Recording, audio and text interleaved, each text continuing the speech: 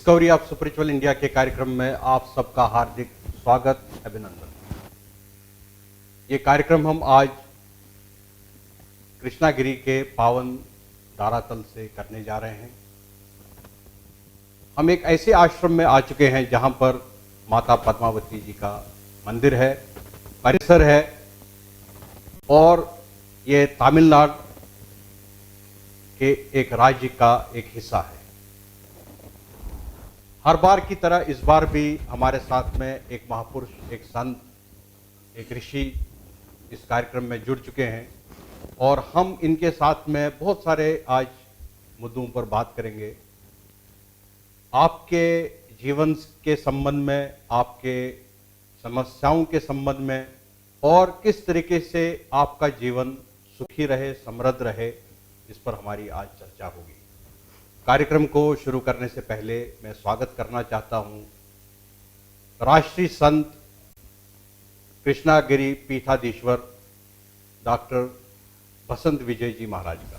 महाराज जी, आपका बहुत बहुत स्वागत। मैं आपको नमन करता हूं, प्रणाम करता हूं और स्वागत करता हूं कार्यक्रम। महाराज जी, हम ये बहुत सुंदर और अद्भुत जगह से ये कार्यक्रम करने जा रहे हैं। सही। हमने पूरे परिसर का अभी हमने पूरा दौरा किया, हम मंदिरों में गए और परिसर को पूरा देखा है। यहाँ का ऑरा और यहाँ की एनर्जी बहुत अद्भुत है। एक शांति भरा वातावरण है और हमें भी मन में एक शांति का अभाव हो रहा है और बहुत अच्छा लग रहा है। इसके पीछे में क्या रहस्य है? वैसे तो मैं तो मानता हूं कि भारत का हर एक अध्यात्म क्षेत्र, हर एक तीर्थ धाम, हर एक ऊर्जा का स्थान स्वयं में ऊर्जावान है और पवित्र है ही। लेकिन कृष्णगिरी अपने आप में विशेष है, क्योंकि कृष्णगिरी का ये पावन भूमि का पूरा जो निर्माण है एक संपूर्ण विराट पुरुष का स्वरूप दिया हुआ है। जहां आप इस मंदिर के सामने आप एक कमल देखे होंगे, जो मंदिर के बाहर बहुत विराट रूप से एक सुंदर कमल रखा गया है। उस कमल को हम इस क्षेत्र का नाभि बनाया है, जिसको कुंडलिनी शास्त्र नाभि कमल कहता है।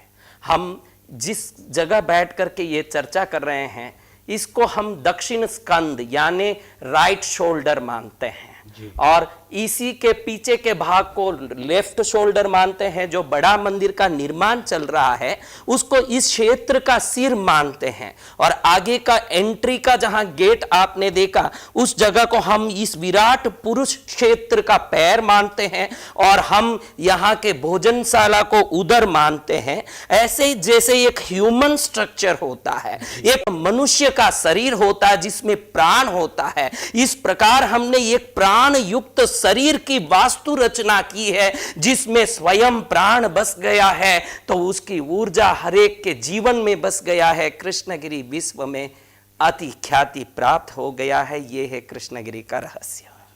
महाराज जी, जब हम यहाँ पर मंदिर देख रहे थे तो सबसे पहले जो हमारे साथ में व्यक्ति गए, उनने कहा कि यहाँ नाग देवता का सबसे पहले दर्शन किया जाता है। तो हमने ये भी सुना कि आपके स्वप्न में ये चीज़ आई थी। जब आप तपस्या कर रहे थे तो उस वक्त आपने स्वप्न में देखा था कि यहाँ पर नाग और नागिनी यहाँ पर उपस्थित है। तो थोड़ा हमारे दर्शकों को और विस्तार से इस क्षेत्र के बारे में बताइए, नाग और नागिन के बारे में बताइए और किस तरीके से आपने इसका निर्माण किया मंदिर का और आगे ये कारवां बढ़ता गया। महाराज जी, काफी समय पहले 2003 की बात है। मुझे निरंतर एक स्वप्न आता था, जिस स्वप्न नाग और नागिन मुझे निरंतर प्रेरित करते थे कि हमारे क्षेत्र में आओ, हमारे क्षेत्र में आओ। मैं हरदम विचार करता था कि ये क्या संकेत दे रहे हैं, लेकिन मैं कुछ समझ नहीं पाता था। लेकिन एक दिन मैंने देखा कि वो नाग नागिन जब बोल रहे हैं कि हमारे पास आओ, तो पास में मैंने देखा कृष्णगिरी 5 किलोमीटर ऐसा एक माइलस्टोन है। तो मुझे तुरंत क्लिक हुआ कि जरूर ये कृष्णगिरी से 5वें किलोमीटर के पास की कोई जगह का संकेत है। आज तो ये कृष्णगिरी का क्षेत्र बाहर बाईपास होने से 4 वे लाइन से बन गया है, लेकिन जब मैं ये बात कर रहा हूं तब ये छोटा सा रोड ही था। जब मैं ढूंढते आया तो मैंने वो 5 किलोमीटर कृष्णगिरी वाला माइलस्टोन को ढूंढ लिया और जैसे मैंने स्वप्न में देखा, वैसे के वैसे ही नाग और नागिन वहां खड़े दिखे, और जैसे ही मैं पहुंचा वो मेरे आगे आगे चलने लगे, और करीबन 1 किलोमीटर अंदर, आप देखते हैं कि रोड से यहां तक करीब 1 किलोमीटर है, तो वहां तक वो अंदर चले। और जब यहां आए तो जिस बिल में आज आप नाग नागिन की जोड़े को देखते हैं और जहां हजारों श्रीफल बंधे हुए देखते हैं, उसी स्थान में उन्होंने प्रवेश किया। जब उनका प्रवेश को देखने के बाद मुझे लगा कि ये जगह उनकी जगह है, यहां कुछ होना चाहिए। फिर देवी पद्मावती का ये पवित्र स्थान का प्रादुर्भाव इस प्रकार नाग नागिन के संकेत से हुआ। जी, तो उसके बाद आपने फिर यहीं पर ये, हाँ, उस समय हमको मालूम पड़ा कि ये 1700 साल प्राचीन पद्मावती का कोई भव्य मंदिर का स्थान है। उसका कुछ हमको संकेत और कुछ चिन्ह मिले। फिर जिस जगह मां का वो मंदिर था, उसी जगह पुनः नया मंदिर का स्थापना हुआ। और आप देखते हैं कि विश्व का सर्वप्रथम 108 हाथों में 108 प्रकार के दिव्य अस्त्रों को धारण करने वाली भगवती पद्मावती का दिव्य स्थापन यहां हो गया। जी, तब से ये पूरा मंदिर और क्षेत्र यहाँ से बना है। बिल्कुल, तब से ये क्षेत्र बना है। महाराज श्री, हमारे शास्त्रों में माँ पद्मावती का बहुत बड़ा एक महत्व है जी, एक स्थान है जी। और आप भी अक्सर अपने प्रवचनों में माँ पद्मावती का वर्णन करते हैं जी। तो आप हमारे दर्शकों को माँ पद्मावती के बारे में और विस्तार से जानकारी दीजिए महाराज जी। किस तरीके से माँ इस विश्व कल्याण के लिए है और आज भी उपस्थित है, इस क्षेत्र में भी है, पूरे विश्व में वो विद्यमान है, विराजमान है और पूरे संसार की वो कृपा और दृष्टि अपनी बनाई हुई है। बिल्कुल, भारतीय संस्कार ये मानता है कि शक्ति 3 रूप में बटी है। जी। जैन धर्म भी मानता है, बौद्ध धर्म भी तारा देवी के त्रिगुणात्मक स्वरूपों को मानता है।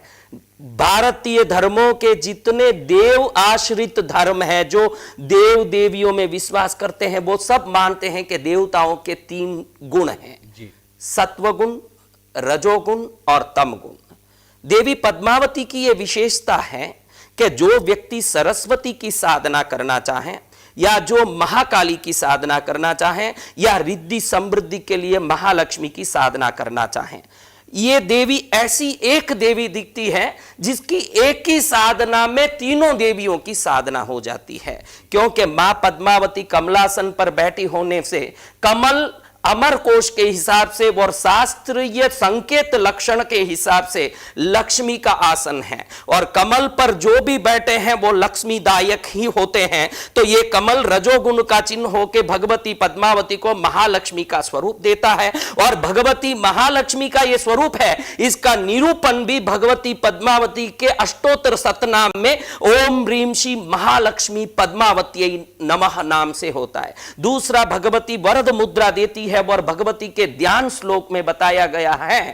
पन्नगादिपशेखरा, 3 फना नाग को छाया करके बैठने वाली, विपुलारुणाम्बुजविष्टरा, विशाल कमल पर विराजने वाली, कुर्कुटोरगवाहनामरुण प्रभाम कमलाननां त्रयंबकां वरदांकुशायत पाश दिव्य फलांकितां चिंतयेत् कमलावतीं जपताम सताम फलदायिनी। ये ध्यान श्लोक बताता है कि भगवती 2 हाथों में पाश और अंकुश लेके बैठी है। पाश और अंकुश शक्ति का चिन्ह है, जो महाकाली का तम गुण प्रदान करता है, जो शत्रु भय को नाश करता है। और भगवती फल और वरद मुद्रा लेके बैठी है। वरदान उसी को मिल सकता है जो ज्ञान को प्राप्त कर लिया है। अज्ञानी कभी देव कृपा प्राप्त नहीं कर सकता, और ज्ञान सरस्वती का चिन्ह है। तो कमलासन पर बैठ के लक्ष्मी के स्वरूप में, वरदान से सरस्वती के स्वरूप में, पाश अंकुश धारण करके महाकाली के स्वरूप में बैठने वाली भगवती शत्रु भय नाश करके स्वयं महाकाली बनती है, ज्ञान दे के स्वयं महासरस्वती बनती है, और धन रिद्धि समृद्धि दे के महालक्ष्मी बनती है, जो पार्श्वनाथ परमात्मा की चरण सेविका है। विशाल 3 नेत्रों वाली है, बादल जैसे बालों वाली है, धनुष जैसे बोहों वाली है, मछली जैसे चंचल आंखों वाली है, शंख जैसे कंठ वाली है, डमरू जैसी कटी वाली है, स्तन पर्वत जैसे जिनके हैं, भुजाएं जिनके मजबूत हैं, जिनके एकमात्र मुस्कान से विश्व के समस्त भक्तों को आशीर्वाद मिल जाता है, कच्छुओं की उंगलियां जैसी जिनकी पैर के नख हों, जिनके कपोल को देख के गुलाब के पुष्प शर्माते हों, जिनके स्वरूप को देख के इंद्र धर्मेंद्र भी नमस्कृत होने के लिए लालायित होते हों, ऐसी पद्मावती जिन शासन में सर्व प्रभावी सर्व महिमामान है, कारण क्योंकि वो त्रिगुणात्मिका है, महाकाली है, महालक्ष्मी है, महासरस्वती है, तो फिर उसकी पूजा तो होना ही है, इसमें कोई संदेह नहीं है। महाराज जी, मंदिर में हमने त्रिपुर सुंदरी का भी देखा है, जो त्रिपुर सुंदरी माता त्रिपुर सुंदरी का एक वहाँ पर प्रतिमा भी रखी है जी, तो उनके बारे में भी थोड़ा सा वर्णन कीजिए महाराज जी। बिल्कुल, आजकल कहीं जगह ऐसा एक भ्रम फैला हुआ है, श्री यंत्र की पूजा कराते महालक्ष्मी की साधना कहते हैं, श्री यंत्र को श्रीपुर कहते हैं, और श्रीपुर की महानायिका त्रिपुर सुंदरी कहते हैं, और त्रिपुर सुंदरी अनिमा महिमा गरिमा लगिमा ईशित्व वशित्व प्राप्ति प्राकाम्यादि अष्ट सिद्धियों की स्वामिनी कही गई है। हम जैसे साधकों के लिए किसी भी देव कृपा प्राप्त करने के पहले विद्याओं की कृपा, सिद्धियों की कृपा और समस्त दिव्य अलग अलग प्रकार के ऊर्जाओं की कृपा प्राप्त करना अनिवार्य है। तो जिस जगह आप पहुंचे थे कृष्णगिरी में, वो जगह किसी कॉमन पब्लिक के लिए नहीं है। आप बड़े ही उत्तम क्षेत्र से, उत्तम चैनल से, उत्तम जगह से पधारे हैं, तो आपके लिए विशेष वो दर्शन कराया गया। जिस दर्शन के लाभ आपने पाया वो मात्र मेरे निजी साधना के लिए है, लेकिन भक्तों के जानकारी के लिए प्लस आपके इस सवाल के जवाब के हिसाब से भी मैं कहना चाहता हूं कि त्रिपुर सुंदरी की साधना ही श्री यंत्र की साधना है। श्री यंत्र में लक्ष्मी मात्र त्रिपुर सुंदरी के साइड में खड़ी होकर चामर डोलने वाली है, क्योंकि त्रिपुरा सुंदरी के श्री यंत्र साधना में सचामर रमावाणी समसेवितायै नमो नमः, जहां खुद लक्ष्मी और सरस्वती हाथ में चावर लेके खड़े होके जिनकी सेवा करते हैं, ऐसी त्रिपुरा सुंदरी को मेरा नमस्कार शब्द उसको दर्शाता है। तो ऐसी त्रिपुरा सुंदरी का आपने भी दर्शन किया, आप आज धन्य हो गए हैं। बहुत बहुत धन्यवाद महाराज जी। महाराज जी, जो कश्मीर का क्षेत्र है वहाँ भी माता त्रिपुर सुंदरी की पूरी पूजा, वहाँ अर्चना इन्हीं की जाती है। शक्ति पीठ इन्हीं का वहाँ पर है, जहाँ पर हमारी पूर्व प्रधानमंत्री इंदिरा गांधी भी वहाँ जाती थी। तो बहुत अच्छा हमारे लिए सौभाग्य है कि आज हमने यहाँ पर दर्शन किए इतने सालों के बाद में, और आपने इतना अच्छा कहा कि ये लक्ष्मी यंत्र जो है, श्री यंत्र है, वो त्रिपुर सुंदरी से जुड़ा हुआ है और मेन आधार ही वही है। महाराज जी, अब एक इसके साथ एक और प्रश्न जुड़ा हुआ है, वो ये है कि जो मानव है, मानव को क्या चाहिए? मानव को मूर्ति पूजा चाहिए, मानव को एकांत में बैठ के साधना करनी चाहिए, मानव को ध्यान लगाकर बैठना चाहिए, साकार पूजा करे, निराकार की पूजा करे, मानव को क्या करना चाहिए? आपने जो सवाल पूछा है, अगर इस सवाल के जवाब को हर एक आदमी आत्मसात कर ले तो भारत में न झगड़ा होगा न टंटा। मैं तो कभी कभी ये कह देता हूं कि हम तो राम के लिए और रहीम के लिए लड़ रहे हैं, चर्च के लिए और मंदिर के लिए लड़ रहे हैं, लेकिन हमसे अच्छे तो वो कबूतर है जो कभी मस्जिद पर जाके बैठ जाते हैं न कभी मंदिर पर जाके बैठ जाते हैं। तो मैं कभी कभी ये बात तो जरूर निश्चित रूप से कहता हूं, लेकिन आपका ये जो सवाल है, ये तो ऐसी बात है कि रोगी को क्या दवा लेना चाहिए, अगर ये सवाल पूछा जाए तो मैं क्या जवाब दूं? अगर मैं वैद्य हूं तो मैं सीधा जवाब दूंगा कि रोगी को क्या रोग है उसके हिसाब से दवा लेनी चाहिए। मूर्ति पूजा चाहिए, सकारात्मक कोई स्वरूप का आराधना चाहिए, निर्गुण की भक्ति चाहिए, या भजन चाहिए, या जप चाहिए, या निरीश्वरवाद में स्वयं सांख्य मत में होकर शांत बैठना चाहिए। मैं कहता हूं कि रोगी को रोग के हिसाब से दवाई लेना चाहिए। जिस आत्मा की मैच्योरिटी जितनी ठीक है उसको उस प्रकार की भक्ति करनी चाहिए। अगर वो ना समझ है तो पहले ईश्वर का, किसी विग्रह का, किसी प्रतिमा का शरण लें और आश्रय पाएं। जब मैच्योर हो तो उस मूर्ति को अपने में आत्मसात करें और अपने हृदय में उस विग्रह का दर्शन करें, और धीरे धीरे और भी मैच्योर हो तो उस मूर्ति को स्वयं में समाहित कर लें, और भी मैच्योर हो जाए तो स्वयं ईश्वर बन जाएं। ये 4 विधि से पूजा हो सकती है। महर्षि, जो मूर्ति पूजा है वो शुरुआत है जी, वहां पर आदमी को रुकना नहीं चाहिए, जी, आगे की यात्रा में चलना चाहिए। महर्षि, आपने बहुत एक सुंदर यहाँ पर एक बीच में पॉइंट एक कहा था, और हमने जो दर्शन किए वहां पर आपके आश्रम के आज दर्शन किए, तो ये एक बहुत निजी प्रश्न है, लेकिन मैं आपसे विनती करता हूं कि बस मुझे आप अनुमति दे कि ये प्रश्न मैं आपसे पूछूं। जरूर, आप कुछ भी प्रश्न पूछ सकते हैं। महर्षि, आप जैन मुनि हैं जी, और लेकिन हमने भगवान शिव की प्रतिमा देखी आज आपके आश्रम में। जी, शिव, पार्वती और भगवान शिव का लिंग भी देखा, आप उसकी जी, आराधना और पूजा करते हैं। तो ये कैसे संभव है? लोग तो मानते नहीं महाराज, वो तो कहते हैं जैन धर्म अलग है, हिंदू धर्म अलग है, बौद्ध धर्म एक बहुत सुंदर प्रश्न आपने पूछ लिया है, और इस प्रश्न को सुनने वाले भी अगर परिपक्व हो तो ही मेरे जवाब को मान सकते हैं। आपको मैं इतने सवाल आपने पूछ लिए हैं, तो क्या एक सवाल मैं आपसे पूछ सकता हूं? महाराज जी जरूर, क्यों नहीं लेकिन हम तो नहीं, मैं सरल सवाल पूछूंगा, आध्यात्मिक सवाल नहीं है। मुश्किल नहीं ना होना ना, चाहिए महाराज। आप तो आध्यात्मिक सब्जेक्ट में पीएचडी किए हुए हैं, हमसे आगे हैं, तो आपके लिए कुछ मुश्किल तो हो नहीं सकता। फिर भी ये सवाल ना तो आध्यात्मिक है, इसलिए कोई मुश्किल तो है नहीं। आपके घर में नोएडा में एक वार्डरोब तो होगा। हाँ जी है महाराज। उस वार्डरोब में कई कपड़े लटके होंगे। जी है। आज आपने एक कपड़ा पहना हुआ है, कल एक कपड़ा आपने पहना हुआ था, कल एक कपड़ा आप पहनने वाले हैं।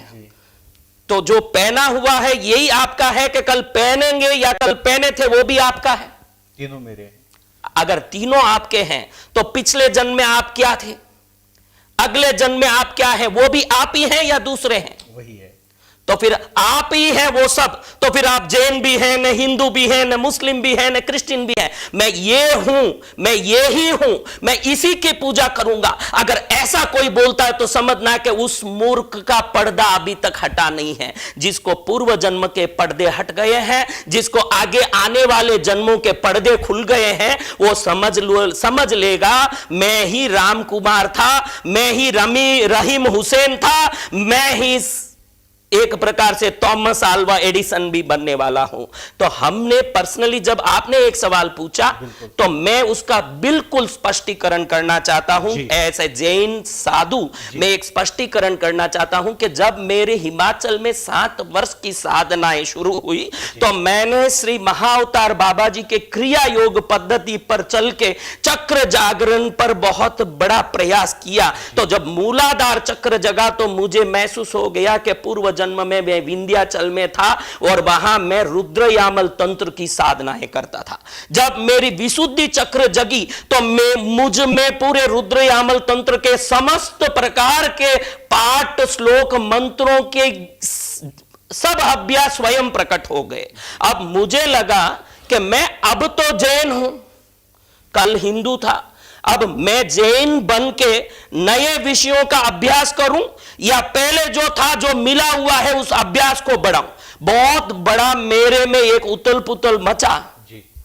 फिर मैंने समझा कि मैं हिंदू बन के कोई प्रयास करूं या जैन बन के कोई भी प्रयास करूं, लेकिन इन हर प्रयास में किसी को मनुष्य बनाने का प्रयास पहले हो। तो मैंने सोचा कि मेरे पूर्व साधनाएं अगर मुझे कोई काम आ सकते हैं, उसकी शक्ति काम आ सकती है, तो मैं उसको अपने बलात् आत्मसात करके मैं गरीबों के लिए सेवा करूं, दुखियों को धर्म संदेश देने के लिए सेवा करूं।